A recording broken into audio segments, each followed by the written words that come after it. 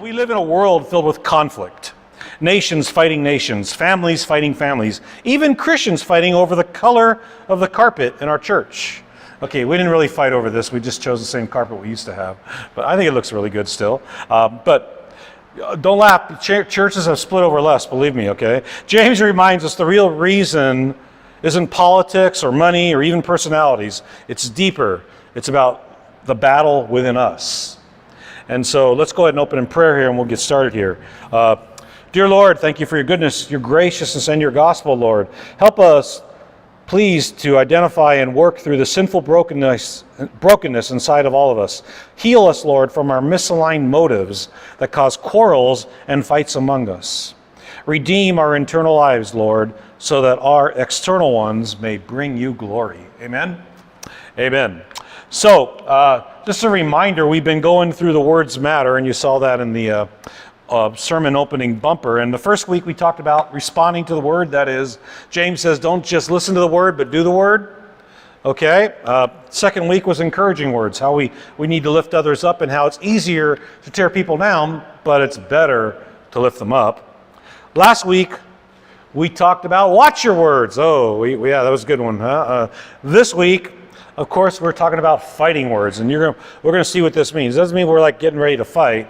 We're going to be talking about words that we shouldn't be using about fighting words. And finally, next week, we will end the series with healing words. So hope you can come back next week. Once again, I will put the videos up on our YouTube channel and send you guys out links to the email if we have it, or if you send me the text, I will send you a text with the link to the Google document where it has all the links there. So it's easy to go with it. All right, let's get started here. So here we are. We're in week 4 of our series, Words Matter. And let's be honest, words really do matter, right? They can encourage, they can ignite World War III at a dinner table. Anybody ever had an uncomfortable dinner with somebody because of some words that were said, or is it just me? Yeah, I might have been the one that said the words, but I don't know. But James is writing like a spiritual older brother saying, don't just talk about faith, live it. Live it out. And one of the clearest ways faith shows up, or doesn't, is in how we handle conflict. Now, I know some of you are thinking, Pastor, I don't fight, I'm a peace-loving Christian. Sure. Let me ask your spouse, your kids, your coworkers about that. Some of you fought in the car on the way over here. Don't worry. Your secret's safe with me. But James 4 is like holding up a mirror to us. He says, you want to know why you fight? Well, don't look out there. Look in here. Let's read these words together. James 4, 1 through 3. What is the source of quarrels and conflicts among you? Is the source not your own pleasures that wage war in your body's parts? Part 2, or verse 2. You lust and do not have, so you commit murder. And you are envious and cannot obtain, so you fight and quarrel. You do not have because you do not ask.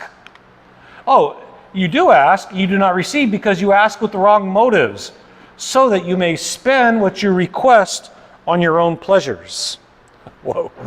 James doesn't pull any punches, does he? Let's unpack this a little bit, all right? So James says, the first part, the root of our conflict is what? It's selfish desires. Let's look at this again. What is the source of your quarrels and conflicts among you? Source is a root, right? It is the source not your pleasures that wage war in your body's parts? And he's not asking a rhetorical question here, okay? He's spelling it out. James says, the real issue isn't them, it's me. Anybody ever heard the phrase, that sounds like a you problem? Yeah, well, James is saying it's not a you problem, it's a me problem, all right? It's an us problem. Think of the last argument you were involved in. Okay, conflict is an inside job. What was driving you? Was it really about the issue at hand? Or was there something deeper going on? Perhaps you felt disrespected or overlooked. Maybe you wanted to assert your control over a situation, and when that control was threatened, you lashed out. I don't know how many crimes are committed that way, but there are a lot of them. James invites us to look honestly at ourselves, asking us to admit that many of our conflicts are born out of selfish ambition. The internal battle spills over into our relationships, leading to quarrels and fights. It can be difficult to be honest about this, to admit our own brokenness, but we all have it. I always say, Jesus can't fix a heart. You can't mend your heart until you've broken it, all right? Okay, we all have it. We need to take a step back and examine our hearts. When you feel tension rising in a conversation or a conflict brewing, ask yourself, what do I really want here? Is it more important for me to be right, to win, or to be understood?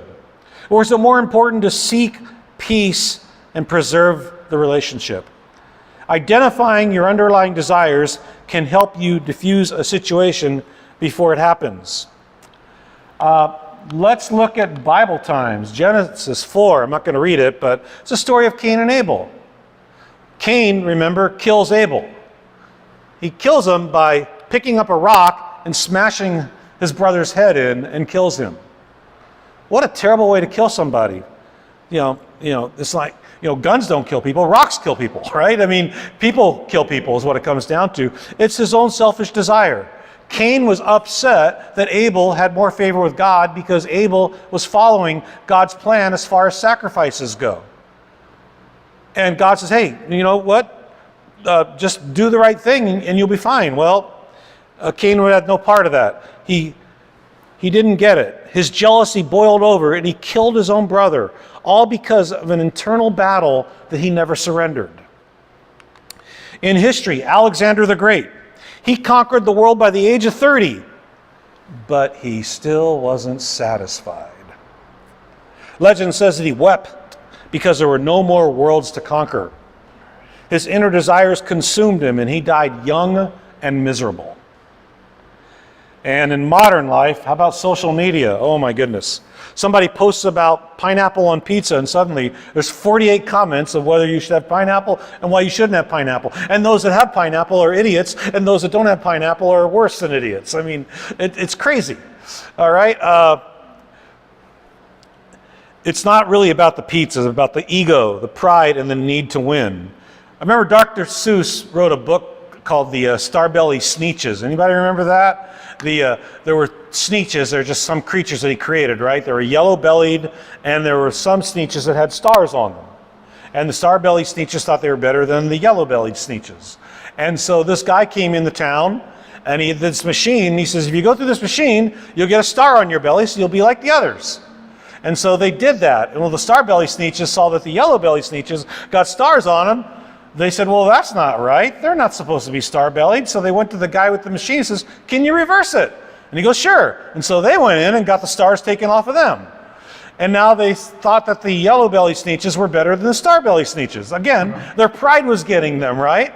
And by the way, this guy with the machine is getting richer and richer off of both sides of the Sneetches, right? Finally, they get into this big conflict. No, we're better. No, we're better. And so the guy has two machines there. One puts them on, one puts them off, and they're running through, and they're going back and forth through both machines until finally they came out, and they looked at each other and go, were you a star-bellied or a yellow-bellied? Were you? And they couldn't figure out who was who. And the guy says, yeah, well, there you go. And he leaves with all the money, okay? So, our own internal desires and our arguments we have, we need to remember it comes from within. It's not really without. Next time a crisis arises, ask yourself this. What do I really want here? Okay? Do I want to be right? Or do I want to be like Christ? That message is for me too, ladies and gentlemen, all right? It's not for you guys alone, all right? We need to remember it's not always important to be right. It's more important to be Christ-like. James continues to tell us what else causes our desire. He says, and when we have unmet desires, they lead to what? Destructive actions.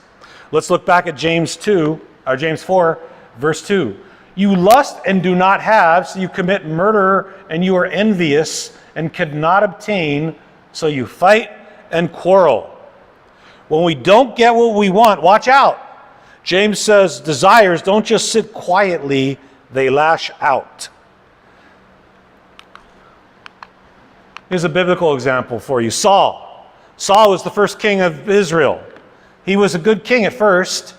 The people elected him king. God said, you really shouldn't have a king. And they go, we want a king like all the other nations. God said, all right, I'll give it to you. God doesn't always give us what we need, sometimes he gives us what we want instead of what we need, okay? But in this case, he gave the Israelites a king. He said, you got a king, he's going to tax you, send your men to war, and sure enough, that happened. And Saul was actually a pretty good king for a while, but then God anointed David, but Saul wanted the throne. His unmet desires turned into paranoia, jealousy, and multiple murder attempts. He spent years chasing David instead of ruling faithfully. Not to be outdone, David wanted Bathsheba. Bathsheba was, of course, the wife of one of his soldiers, and Uriah, he did some amazing, terrible things to Uriah. He had him killed in battle, and he lied. And his unmet desire, then finally he took Bathsheba as his own, and what happened then? Well, God, through the prophet Nathan, told David that, you're a sinner. You blew it, buddy. And here's what's going to happen to you. You did what you did in secret. It's going to be done to you in public. And sure enough, what happened? David was conquered, and his own son bedded his wives in public on top of the castle, so everybody can see it. Just terrible, right? And then Solomon, the son of David, not to be outdone by his father, right? He's supposed to be the wisest guy in the world that ever lived, right? But 1 Kings 11 tells us that Solomon was turned astray by the many foreign wives that he took. Because he had those unmet desires, got those wives, and they turned him astray away from the one true God. Let's look at a secular historical example, the Trojan War, okay? It wasn't really about Helen. It was about pride, envy, and desire. Whole armies died because kings couldn't keep their passions. You guys ever see a toddler at Target not get their way? Mom, I want that toy, no. And then what, DEFCON 4, right? I mean, it's crazy. Or is it DEFCON, which one's the worst one? I don't know. DEFCON 1, that's the worst one, right? DEFCON 1, I mean, and adults aren't that much better. And by the way, speaking of toddlers yelling and having a fit, we quickly told our daughters when they were younger, if they whined about something, they didn't get it. Right, girls? Yeah, I'm calling you out. Okay, all right. Anyway, so they didn't whine. But point is, though, that, we see this happen all the time, but adults aren't much better. We just throw tantrums with sarcasm, gossip, or passive-aggressive posts, all right? Jesus backs this up. Okay, but by the way, before that, James goes on to describe what happens when our enemies are frustrated. They lead to harmful actions. You might want to, you may not literally kill someone like Cain or Abel did, right? But we often kill our relationships with our words. We kill our trust with actions, or we kill peace with our bitterness. When we covet, when we long for something that doesn't belong to us, we are willing to harm others to get it, whether through manipulation, gossip, or just outright aggression. What did Jesus say in Matthew 5:20-21 in the Sermon on the Mount? He said, "You have heard that the ancients were told, 'You shall not murder, and whoever commits murder shall be answerable to the court.'" But Jesus goes a little further. He says, but I say to you that everyone who is angry with his brother shall be answerable to the court. And whoever says to his brother, you good for nothing, shall be answerable to the Supreme Court. And whoever says, you fool, shall be guilty enough to go into the fiery hell. So murder comes from the heart, right?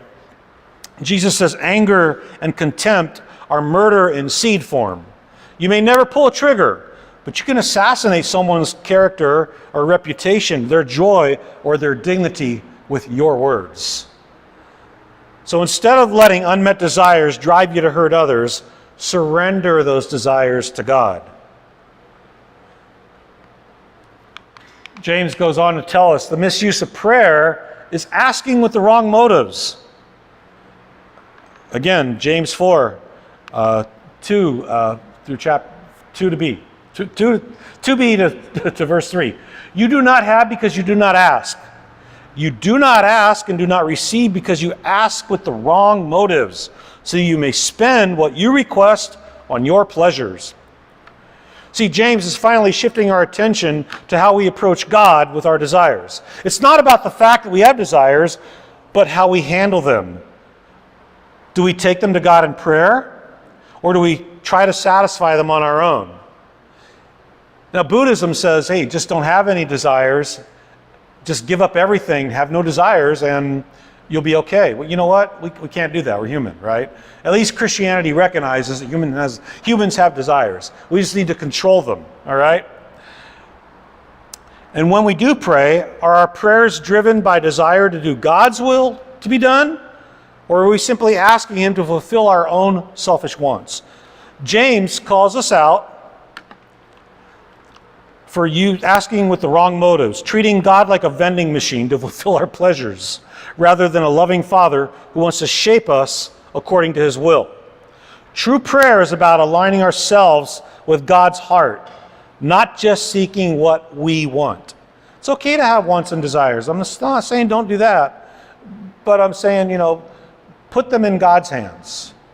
Don't have that one or that desire so bad that you covet. Covetousness leads to worse things, right? We must consider how we approach God in prayer. Are you asking for things that will ultimately glorify Him and bring you closer to His purposes? Or are you asking out of selfish ambition? Oh, that's a hard one, huh? When you feel frustrated because your prayers seem unanswered, ask yourself, am I praying with the right motives? True prayer seeks transformation of the heart, not just the fulfillment of desires. True prayer happens in a relationship, and within that relationship, we can learn to trust the outcome no matter what happens. John 6, the free meals. Remember, Jesus had just fed the 5,000 people. He's on the other side of Capernaum there, on the other side of the Sea of Galilee, away from Capernaum. He gets into a boat, and he goes to the other side. And the people that had just been fed run around to the other side. And Jesus says, I know why you're here. You're here because you want me to feed you, right? They didn't want Him. They wanted the free bread. Jesus said, you're seeking me, not because you saw signs, but because you ate the loaves and were filled. They were treating Him like a snack machine, not the Savior. We need to treat God like the Savior, not a snack machine, right? Okay? Think of all the kings in history that have prayed for victory in battle, not for God's will, but for their own glory. Sometimes both sides of a war prayed to God to defeat the other. Well, who's God going to listen to? I mean, you got two secular people praying to God it's like two football teams, both asking God to let them win the Super Bowl, right? I mean, better that. We should just pray for a good outcome, right? Modern example, we treat prayer like Amazon Prime. Lord, give me this blessing with free 2-day shipping, right?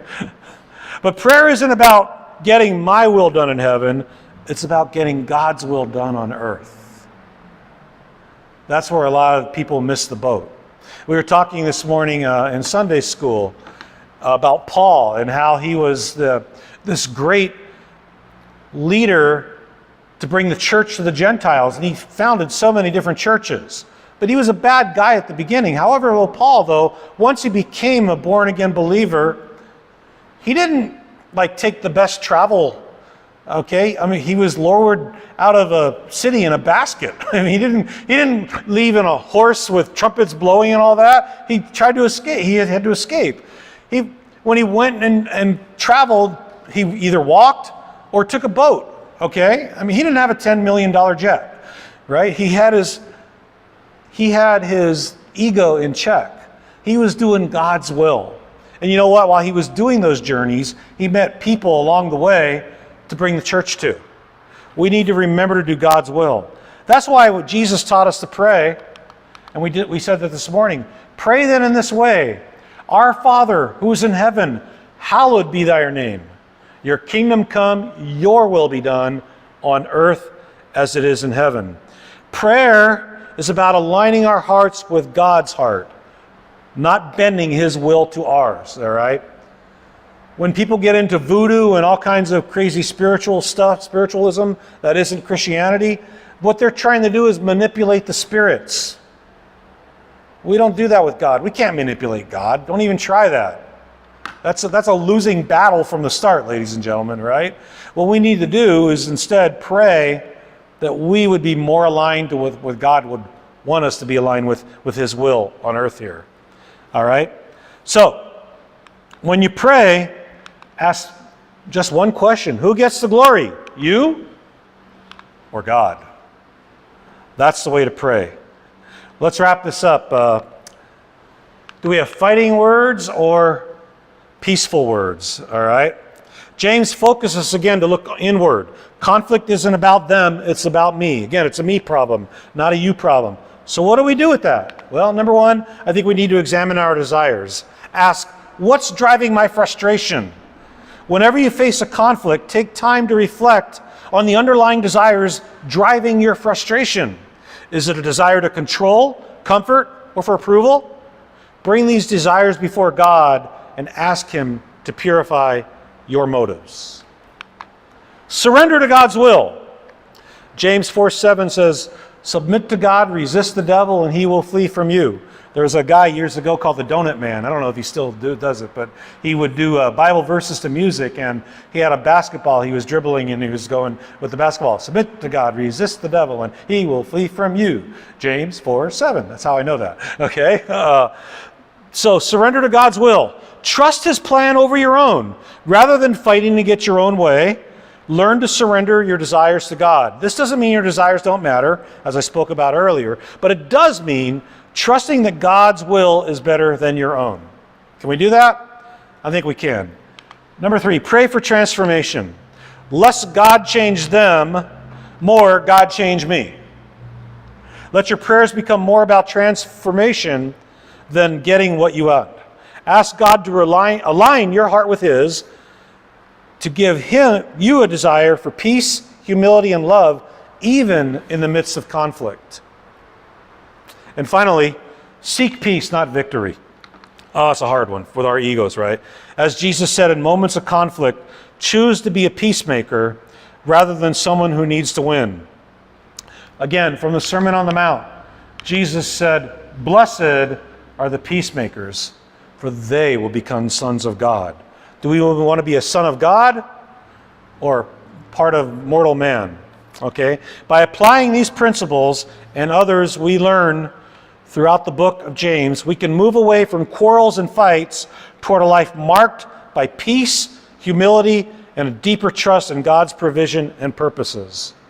And let's remember, James was the half-brother of Jesus.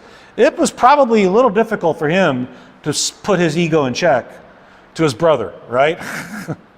But, he did.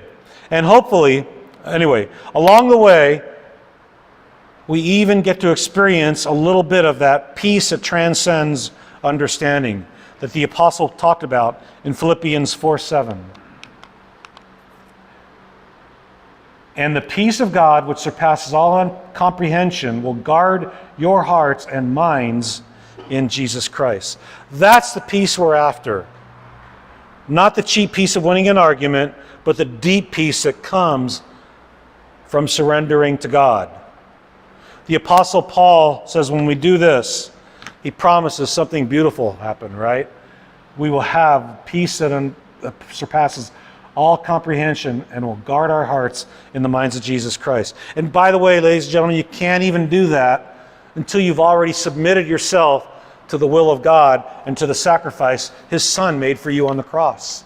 If you haven't taken care of that today, come talk to me. I'd love to talk to you about that. And if you have taken care of that, talk to your friends.